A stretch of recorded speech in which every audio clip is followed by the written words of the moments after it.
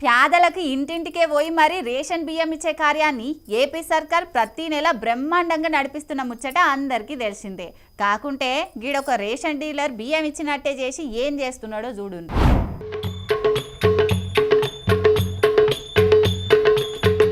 ఈ వీడియో చూడంగానే ముచ్చటేందో మీకు కొంతవరకు సమజయ్యే ఉంటది కదా.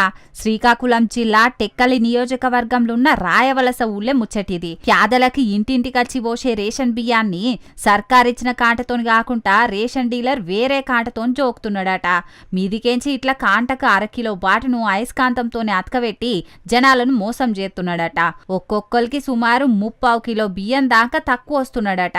గిదేందని ప్రశ్నిస్తే మీ ఇష్టముంటే తీసుకోండి, లేకుంటే లేదని ఉల్టా బెదిరిస్తున్నాడట. మరిగ రాష్ట్ర పౌర సరఫరాల శాఖ మంత్రి నాదెండ్ల మనోహర్ సారు దొరికితే దొంగ లేకుంటే దొర అన్నట్టే ఉన్నది కొందరు రేషన్ డీలర్ల పరిస్థితి చూస్తుంటే. ఇట్లా ఎన్ని రోజుల సంధి ఈ రేషన్ డీలర్ జనాలను మోసం చేస్తున్నాడో తెలియదు గాని మొత్తానికైతే ఈయన భాగోతం బయటపడ్డది. కాబట్టి ఇప్పటికైనా ఇట్లా పేదలకు దక్కాల్సిన రేషన్ బియ్యాన్ని అన్యాయంగా మాయం చేస్తున్నోళ్ళ మీద విచారణ చేసి వాళ్ళ మీద కఠిన చర్యలు తీసుకోండి, లేకుంటే మీకే చెడ్డ పేరు వస్తుంది. కాబట్టి జర గ్రామ స్థాయిల సుతం ఏం జరుగుతున్నదో చూసుకోండి మరి.